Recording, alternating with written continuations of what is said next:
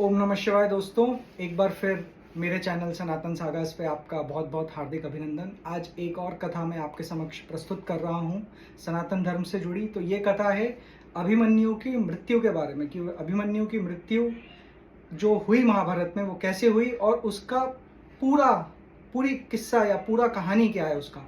वो तो हमें पता है कि 7 महारथियों ने उनको मिलके मार दिया था, लेकिन उसके पीछे क्या हुआ था, उससे पहले क्या हुआ था, और जो जिस बेस पे उनकी मृत्यु का जो बेस बना वो कैसे कैसे किस कहानी के कारण आगे बना।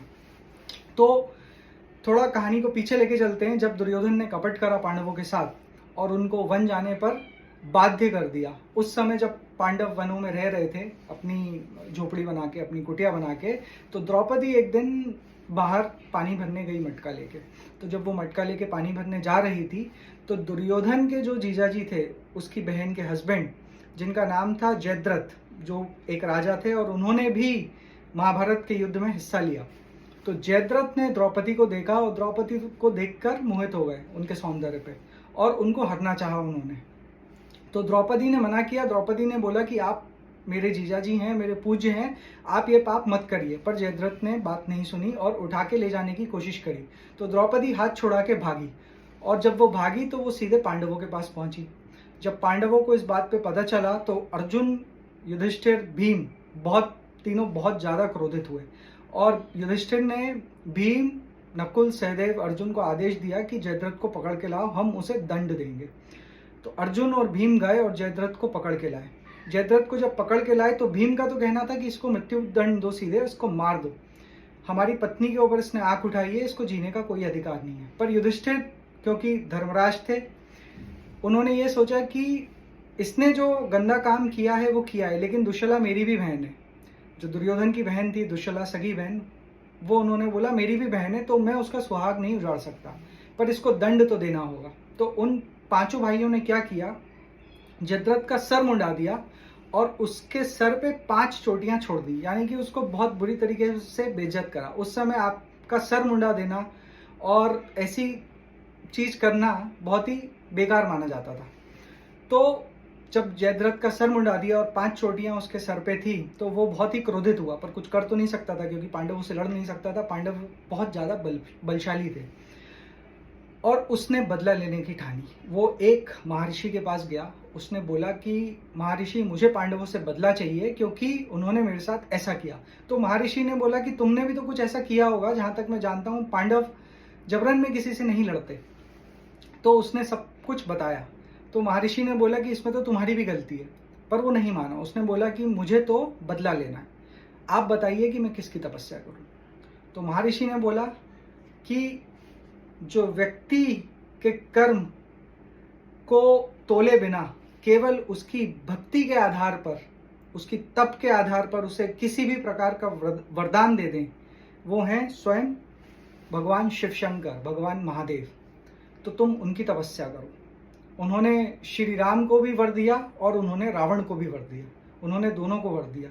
तो वो केवल भक्ति देखते हैं, वो ये नहीं देखते कि किसने क्या किया है। अगर उनकी भक्ति सच्चे मन से करी जाए तो वो वर दे देते हैं। तो ये बहुत कठिन और कठोर तपस्या में लीन हो गया भगवान शिव की, और ये बात भगवान कृष्ण को पता चल गई कि जयद्रथ जो है भगवान शिव को प्रसन्न कर रहा है, पर वो कुछ कर नहीं सकते थे क्योंकि वो किसी भी त्रिदेवों में से किसी भी देव के कृत्य में, काम में हस्तक्षेप नहीं कर सकते। तो जयद्रथ ने प्रसन्न कर लिया भगवान शिव को। भगवान शिव आए, भगवान शिव ने बोला क्या चाहिए। भगवान शिव तो सभी जानते हैं। तो उसने बोला प्रभु आप तो सब जानते हो, मुझे चाहिए कि मैं पांडवों से बदला लूं। तो उन्होंने बोला कि पर पांडव तो सत्य की राह पर हैं, तुम सत्य की राह पर नहीं हो। पर बोला नहीं प्रभु, मुझे तो वही चाहिए जो मैंने मांगा है। तो उन्होंने बोला ठीक है, मैं तुम्हें एक वरदान देता हूं कि एक दिन जो महायुद्ध होने वाला है, उसके एक दिन तुम 5 भाइयों में से 4 भाइयों के ऊपर भारी पड़ोगे, केवल अर्जुन को छोड़ के, क्योंकि अर्जुन के साथ हैं श्री कृष्ण और उनके ऊपर तुम भारी नहीं पड़ पाओगे। तो 4 भाइयों के ऊपर तुम अवश्य भारी पड़ोगे और उस दिन तुम्हारा मुकाबला कोई नहीं कर पाएगा। ये कह के वो चले गए। अब जयद्रथ बहुत खुश हुआ। अब आया महाभारत का युद्ध।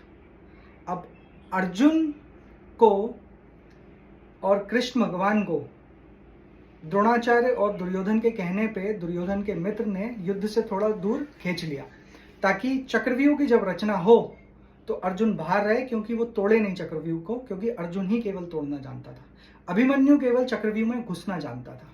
पर अभिमन्यु को ये आश्वासन दिलाया युधिष्ठिर ने कि अभिमन्यु तू जैसे ही चक्रव्यूह में घुसेगा, हम चारों भाई तेरे साथ घुस जाएंगे और फिर हम चक्रव्यूह को तोड़ देंगे। तो अभिमन्यु तो एंटर हो गया चक्रव्यूह में, पर जैसे ही ये चारों भाई घुसने को आए, जयद्रथ ने चारों भाइयों को अकेला रोक लिया। तो ये बहुत बड़ा रीजन था, ये रीजन बहुत बड़ा था कि चारों भाइयों को उसने अकेले रोक लिया और चारों भाइयों से अकेले उसने उस समय युद्ध करा। और जो ये था अभिमन्यु, वो अंदर चला गया। तो ये चारों भाइयों से लड़ता रहा, चारों को रोक के रखा, और अभिमन्यु ने अपने पीछे देखा तो कोई भी नहीं था, और वो चक्रव्यूह के अंदर था। और चक्रव्यूह के अंदर आने के बाद उसने मतलब ऐसा युद्ध करा कि द्रोणाचार्य ने खुद अर्जुन को बोला कि आज के दिन ऐसा कोई भी महारथी नहीं था इस कुरुक्षेत्र में, इस युद्ध क्षेत्र में, जो तुम्हारे पुत्र से बड़ा हो। तो ऐसा युद्ध करा था उसने। कर्ण को उसने अपने बाणों से छलनी किया, दुर्योधन को किया, स्वयं द्रोणाचार्य को किया, अश्वत्थामा को किया, कृपाचार्य को किया, सबको किया। उसके बाद सातों महारथियों ने मिलकर उसकी हत्या कर दी। हत्या करने के बाद जब वो मर गया, तब शाम को, रात के समय उसका क्रियाकर्म हुआ। और यही रीजन था, जो बड़ा रीजन था अभिमन्यु के वीरगति को प्राप्त होने का। तो उसके पीछे भी भगवान की लीला थी। हम केवल ये जानते हैं कि 7 महारथियों ने मिलकर मारा, पर उसके पीछे स्टोरी क्या थी वो हमें नहीं पता। तो वो स्टोरी मैंने आज आपके साथ शेयर करी है। उम्मीद करता हूँ आपको ये कथा पसंद आएगी। अगली बार हम जल्दी मिलते हैं। हर हर महादेव।